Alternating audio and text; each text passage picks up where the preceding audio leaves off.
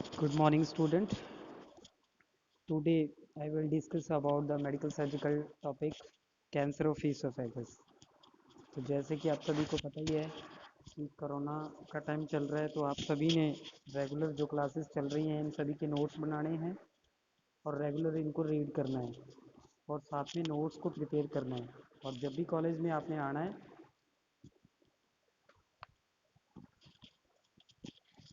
और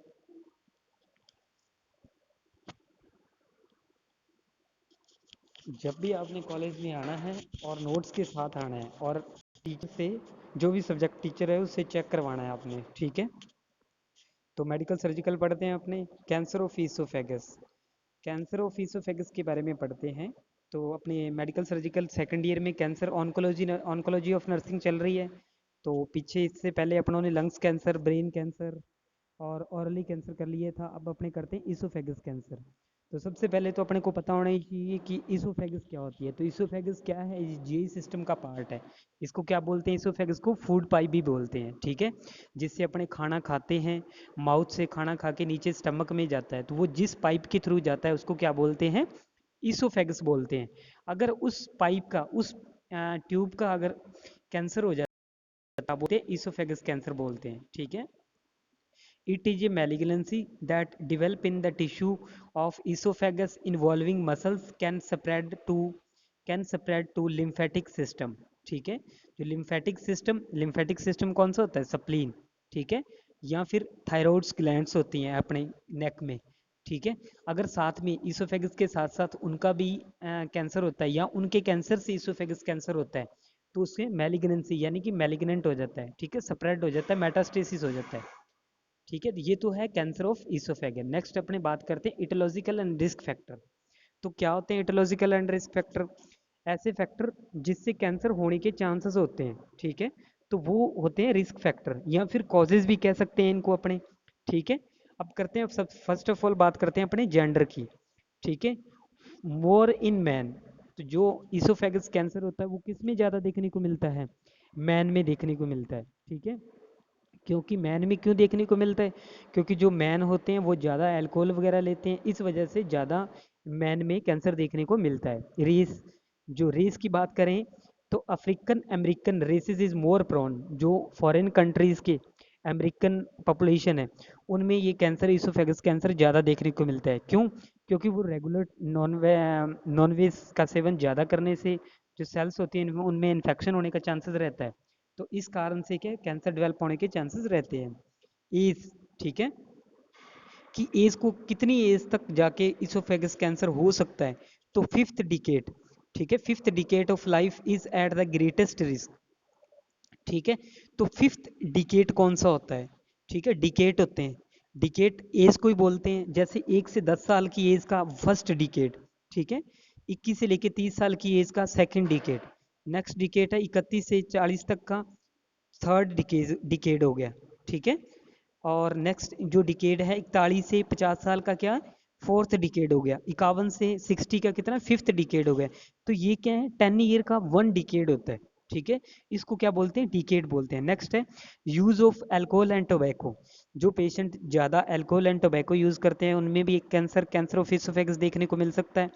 नेक्स्ट अपने बात करते हैं chronic chronic irritation of oesophagus, कि लंबे टाइम से कोई इरिटेशन अपने को देखने को मिल रही है इसोफेगस में, तो उससे भी कैंसर होने के चांसेस रहते हैं। नेक्स्ट है जीईआरडी। जीईआरडी क्या होता है? गैस्ट्रो इसोफेगल रिफ्लक्स डिजीज होती है। क्या होता है जीईआरडी में? जीईआरडी में बार बार फोर्सफुली वॉमिटिंग आती है। जो स्टमक में जैसे ही खाना खाता है तो बार बार फोर्सफुली वॉमिटिंग आती है, यानी कि रिफ्लेक्सेस ऐसे आते हैं कि बार बार वॉमिटिंग आएगी, ठीक है, वॉमिटिंग के लिए। तो ये इस तरह के जो रिफ्लेक्सेस होते हैं उसको क्या बोलते हैं? GERD, gastro oesophageal reflexes disease. अगर जो इसोफेगस है बार बार उसमें इरिटेशन हो रहा है, ठीक है, बार बार उसमें इरिटेशन देखने को मिल रहा है अपने को, ठीक है, तो इससे क्या होएगा? उस पेशेंट में कैंसर देखने को मिल सकता है। नेक्स्ट है हॉट स्पाइसी डाइटरी इनटेक। अगर अपने हॉट गर्मा गर्म कॉफ़ी ले रहे हैं रेगुलर ज़्यादा टाइम से, स्पाइसी डाइटरी इनटेक ले रहे हैं, तो उससे भी अपने को कैंसर डेवलप हो सकता है। नेक्स्ट है exposure to exposure to nitrosamide in food and environment, अगर अपने किसी ऐसे फूड के संपर्क में आ रहे हैं, ठीक है, तो उससे भी अपने कैंसर क्या डेवलप हो सकता है। नेक्स्ट है क्लिनिकल मैनिफेस्टेशन। क्या होता है clinical manifestation? Sign and symptom, कि अगर कैंसर ऑफ ईसोफेगस हो गया तो इससे क्या साइन सिम्टम देखने को मिल जाएंगे। First of all dysphagia. Dysphagia क्या होता है? डिस्फेजिया का मतलब होता है डिफिकल्टी इन स्वेलोइंग, ठीक है, निगलने में दिक्कत आना, उसको क्या बोलते हैं? डिस्फेजिया बोलते हैं। एरलिस्ट विथ सॉल्ट फूड, ठीक है, feeling of lump in the throat, ठीक है, ऐसी फीलिंग आएगी कि कुछ अपनी इसोफेगस में रुकावट है, यानी कि लंप लंप की तरह अपने को महसूस होएगा। थ्रोट यानी कि थ्रोट मतलब म्यूकस होएगा। पेनफुल एंड डिफिकल्ट स्वेलिंग, जब अपने खाएंगे तो अपने को क्या डिफिकल्टी होएगी और पेनफुल होएगा। सब स्टर्नल पेन, सब स्टर्नल का पेन होता है। सब स्टर्नल का मतलब होता है कि सब स्टर्नल मतलब स्टर्नम, जो अपनी स्टर्नम बोन होती है, चेस्ट के बीच में जो बोन दोनों रिब्स, जो 24 रिब्स होती हैं, 12 राइट साइड 12 लेफ्ट साइड, उनको जोड़ने का काम कौन करती है? स्टर्नम करती है। तो मिड स्टर्नम में क्या देखने को मिलेगा? पेन देखने को मिलेगा।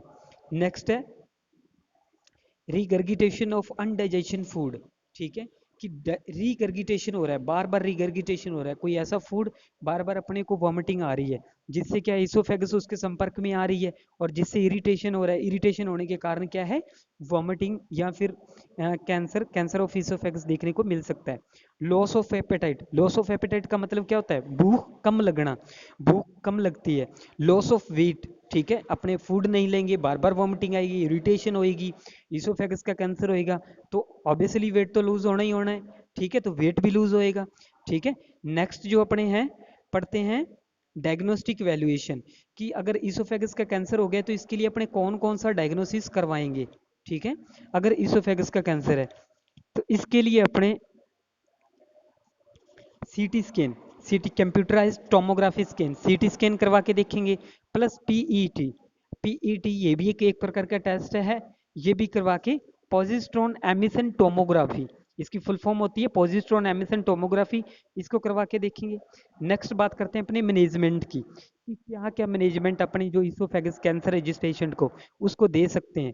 तो उसके लिए अपने कॉम्बिनेशन ऑफ कीमोथेरेपी, ठीक है, तो मैंने आपको क्लास में कीमोथेरेपी करवाई थी, ठीक है। कीमोथेरेपी क्या है? कैंसर का ट्रीटमेंट है, ठीक है। कुछ ड्रग होते हैं, एल्केलाइटिक एजेंट होते हैं, सिस्प्लेटिन ड्रग होती हैं, कॉर्टिकोस्टीरोइड्स होती हैं, इस प्रकार की कम से कम 10-12 ड्रग्स होती हैं जो कीमोथेरेपी में दी जाती है। और रेडिएशन थेरेपी, ठीक है। तो कैंसर के ट्रीटमेंट के लिए अपने कीमोथेरेपी, रेडिएशन थेरेपी एंड अपने सर्जरी, सर्जरी भी यूज कर सकते हैं। इसोफेगस की सर्जरी करके जिस पार्ट में कैंसर है उसको निकाल सकते हैं, ठीक है। नेक्स्ट अपने बात करते हैं नर्सिंग मैनेजमेंट। ये तो था मेडिकल मैनेजमेंट, ठीक है, कि डॉक्टर्स क्या क्या मैनेजमेंट दे सकते हैं। नेक्स्ट है nursing management, check the vital sign, ठीक है। अपने पास पेशेंट है, अपने वार्ड में पास एडमिट है पेशेंट में, इसोफेगस है, जिसको इसोफेगस ऑफ कैंसर है, तो अपने क्या करेंगे? चेक द वाइटल साइन, उसके पेशेंट के वाइटल साइन चेक करेंगे। असेस इमोशनल स्टेटस, ठीक है, कि उस पेशेंट का कैंसर के प्रति क्या इमोशनल स्टेटस है वो चेक करेंगे। प्रोवाइड साइकोलॉजिकल सपोर्ट, ठीक है, कि उस पेशेंट को अपने को प्रोवाइड करनी है, साइकोलॉजिकल सपोर्ट देनी है कि आपको कैंसर है, घबराने की कोई बात नहीं है, हम आपका ट्रीटमेंट कर रहे हैं, आप जल्दी हेल्थी हो जाओगे, ठीक है।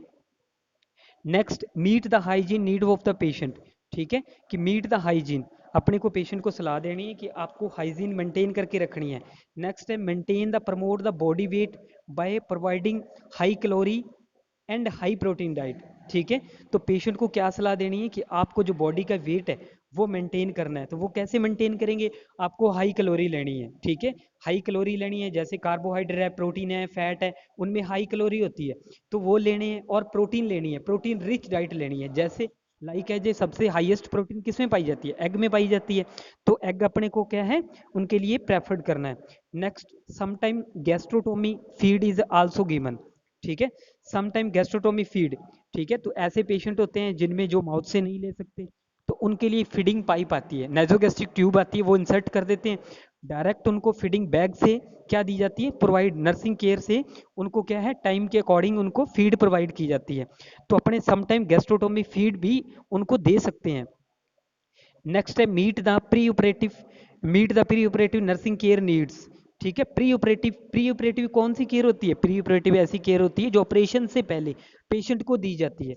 तो जैसे ही आप सभी को पता है कि पेशेंट को अपनों को ओटी में लेके जाना होता है, तो उससे पहले अपने क्या करते हैं, उससे पहले पेशेंट में उसको बोलते हैं कि आपकी सर्जरी करनी है, इतने घंटे पहले आपको खाली पेट रहना है, यानी कि कुछ खाना नहीं है, पीना नहीं है। उसके सारे इन्वेस्टिगेशन करवा के देखते हैं, उसका फिजिकली हेल्थ चेकअप किया जाता है ताकि वो सब जगह से हेल्थी है। ठीक है, फिर अपने उसको ऑपरेशन में लेके जाते हैं। तो वो प्रकार की जो ऑपरेशन से पहले वाली केयर होती है उसको क्या बोलते हैं? प्री ऑपरेटिव नर्सिंग केयर बोलते हैं। Do care for chemotherapy and radiation therapy. तो अपने को क्या करनी है? केयर करनी है कीमोथेरेपी एंड रेडिएशन थेरेपी।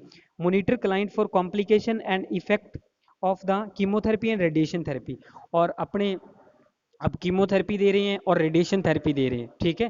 तो ये जो कीमोथेरेपी रेडिएशन थेरेपी होती है, इनके कुछ साइड इफेक्ट्स होते हैं। तो क्या क्या साइड इफेक्ट होते हैं? कीमोथेरेपी के साइड इफेक्ट होते हैं, एलोपेसी हो जाता है। एलोपेसी क्या होता है? Hair loss. ठीक है, तो कीमोथेरेपी का रिजल्ट ये होता है कि इस पेशेंट में हेयर लॉस देखने को मिल सकते हैं। तो इसलिए अपने को क्या करना है कि जो भी उसके जो कॉम्प्लिकेशंस कीमोथेरेपी और रेडिएशन थेरेपी के अपने को दिखाई दे रहे हैं, उनको अपने को मिनिमाइज करना है, प्लस मॉनिटर करके रखना है। ठीक है स्टूडेंट, थैंक यू। आज के लिए इतना बहुत है। ये है मेडिकल सर्जिकल नर्सिंग सेकंड की क्लास है। ऑन्कोलॉजी ऑफ नर्सिंग का टॉपिक आज अपनों ने करवाया कैंसर ऑफ इसोफेगस।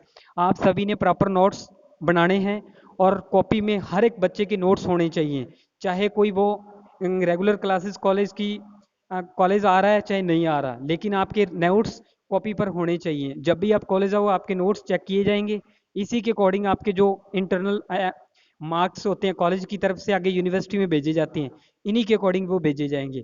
इसलिए आपको रेगुलर क्लासेस लीड करनी है, देन आपको रेगुलर नोट्स बनाने हैं और कॉलेज में आके चेक करवा के जाने हैं। ठीक है स्टूडेंट, थैंक यू।